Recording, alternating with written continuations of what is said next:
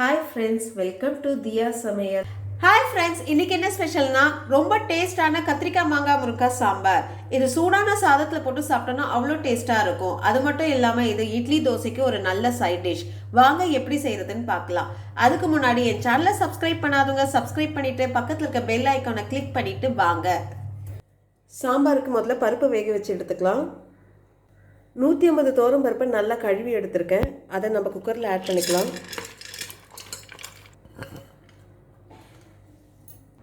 6 பல் பூண்டு இதில் சேர்த்துக்கலாம். ஒரு பச்சை மிளகாய் கட் பண்ணி வச்சுருக்கேன், அதையும் இதில் சேர்த்துக்கலாம். கொஞ்சம் சீரகம், ஒரு 1/4 ஸ்பூன் மஞ்சள் பொடி, தேவையான அளவு தண்ணி. ஒரு 3 கப்பு தண்ணி சேர்த்துக்கோங்க, கரெக்டாக இருக்கும். கொஞ்சம் பெருங்காயத்தூள். இது 3லேருந்து 4 விசில் வச்சு நல்லா வேக வச்சு எடுத்துக்கணும். கரண்டியில் மசிச்சா மசிகிற அளவுக்கு வேக வச்சு எடுத்துக்கணும். மூடி போடுவோம்.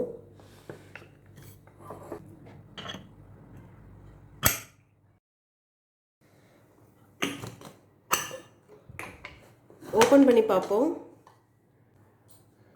பருப்பு நல்லா வெந்து வந்திருக்கு.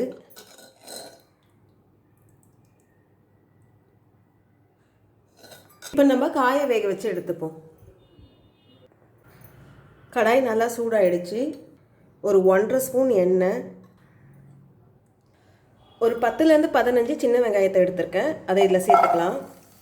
ஒரு பச்சை மிளகாவை கட் பண்ணி வச்சுருக்கேன், அதையும் இதில் சேர்த்துப்போம்.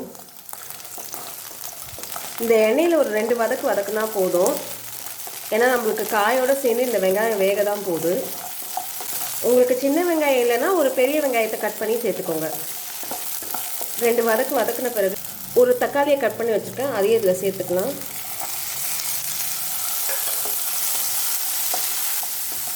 இதே ஒரு 1 நிமிஷம் வதக்குனா போதும். நல்லா வதங்கிடுச்சு. இப்போ நம்ம காயை சேர்த்துக்கலாம். ஒரு 4 கத்திரிக்காவை இந்த மாதிரி கட் பண்ணி எடுத்திருக்கேன். கட் பண்ண உடனே நம்ம தண்ணியில் போட்டணும், இல்லைன்னா நம்மளுக்கு கத்திரிக்காய் கருப்பாயிடும். அதை இதில் சேர்த்துக்கலாம்.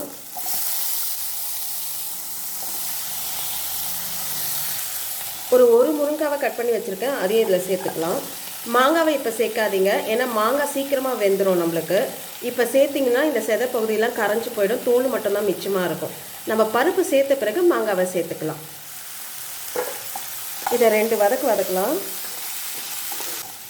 இந்த எண்ணெயில் ஒரு 2 வதக்கு வதக்கின பிறகு நம்ம இப்போ காரம் சேர்த்துக்கலாம். நம்ம ஏற்கனவே மஞ்சள் பொடியை பருப்பில் சேர்த்துருக்கோம், அதனால் நம்ம இங்கே கொஞ்சமாக சேர்த்துக்கலாம். 3 ஸ்பூன் சாம்பார் பொடி. சாம்பார் பொடி எப்படி செய்கிறதுன்னு நான் ஏற்கனவே ஒரு வீடியோ போட்டிருக்கேன், அதை நான் உங்களுக்கு எண்டில் சேர்க்குறேன், அதை பாருங்கள். இந்த காய் வேகிறதுக்கான உப்பு, இதை நல்லா கலந்து விடுங்க. இது 1 நிமிஷம் நல்லா கலரி விட்டுட்டோம். இப்போ நம்ம தண்ணி ஆட் பண்ணிக்கலாம். தேவையான அளவு தண்ணி.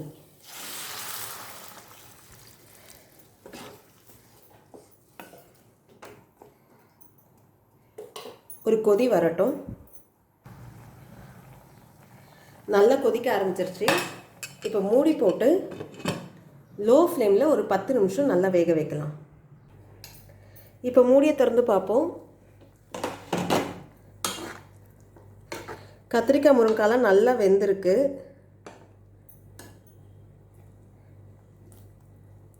இப்போ நம்ம வேக வச்ச பருப்பை இதில் ஆட் பண்ணிக்கலாம்.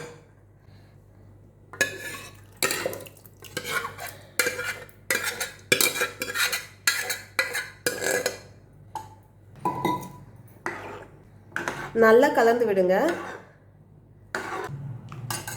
அரை நெல்லிக்காய் சைஸ் புளியை ஊற வச்சு கரைச்சி எடுத்திருக்கேன், நம்ம இதில் ஆட் பண்ணிப்போம்.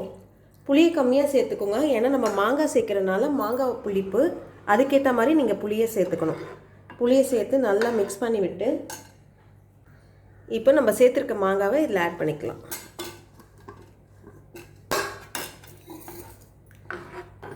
நல்லா கலந்து விடுங்க. இப்போ ஒரு 5 நிமிஷம் இதை நல்லா கொதிக்க விடலாம். பாருங்கள், 5 நிமிஷம் நல்லா கொதிச்சு இந்த ஓரத்துலலாம் நுர கட்டி இருக்கு பாருங்கள். இப்போ நம்ம நல்லா கலரி விட்டு தாளித்து கொட்டிடலாம். தாளிக்க 2 ஸ்பூன் எண்ணெய், 1/4 ஸ்பூன் கடுகு, 1/4 ஸ்பூன் உளுந்து, 2 பூண்டை இடித்து வச்சுருக்கேன், அதை இதில் ஆட் பண்ணிக்கலாம்.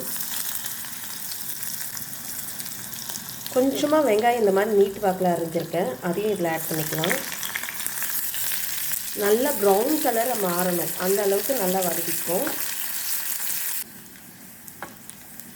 நல்லா ப்ரௌன் கலரில் மாறிடுச்சு வெங்காயம். 2 காஞ்ச மிளகாவை கிள்ளி போட்டுப்போம்.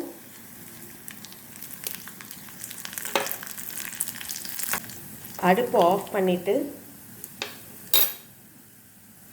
கொஞ்சம் கருவேப்பிலை.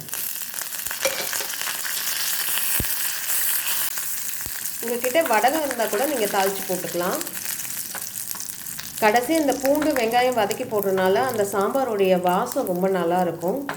இப்போ இதை சாம்பாரில் கொட்டிடலாம். தாளிச்சதை இதில் சேர்த்துக்கலாம்.